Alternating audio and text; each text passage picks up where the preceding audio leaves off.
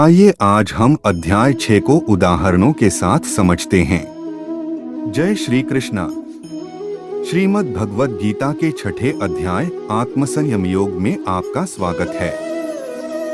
इस अध्याय में भगवान श्री कृष्ण ने आत्मा के संयम के माध्यम से आत्मा को प्राप्त करने का उपाय बताया है। यह अध्याय हमें यह सिखाता है कि मन को वश में करने के द्वारा हम आत्मा को प्राप्त कर सकते हैं और अपने असली स्वरूप को पहचान सकते हैं। अध्याय 6 में श्री कृष्ण ने यह बताया है कि मन को वश में करने के लिए ध्यान एक महत्वपूर्ण साधना है।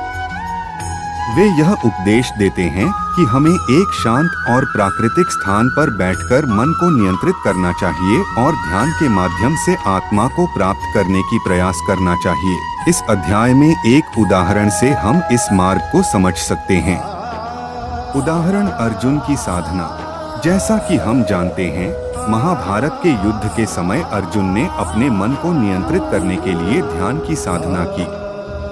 उन्होंने भगवान श्री कृष्ण के मार्गदर्शन में अपने मन को शांत करने का प्रयास किया और ध्यान के माध्यम से आत्मा को प्राप्त करने की कोशिश की। इस साधना के द्वारा अर्जुन ने अपने मन को वश में किया और अपने असली स्वरूप को पहचाना। उन्होंने यह समझा कि मन की अंधीकृत विचारों के कारण हम अपने असली स्वरूप को नहीं पहचान पाते हैं और इसलिए हमें मन को शांत करके आत्मा के प्रति समर्पित होना चाहिए।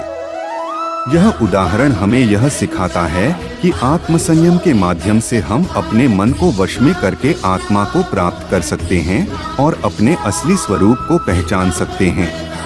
इस अध्याय के संदेश से हमें यह सीखने को मिलता है कि ध्यान की साधना के द्वारा हम मन को नियंत्रित करके आत्मा की प्राप्ति कर सकते हैं और आत्मा के असली स्वरूप को पहचान सकते हैं।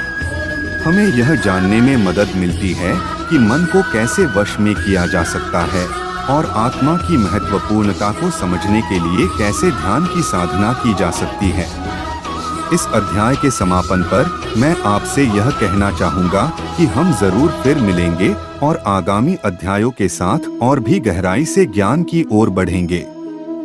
आपसे अनुरोध है कि आप कृपया इस ज्ञान को अपने परिवार, मित्रों और परिचितों के साथ साझा करें ताकि सभी को इसका लाभ मिल सके।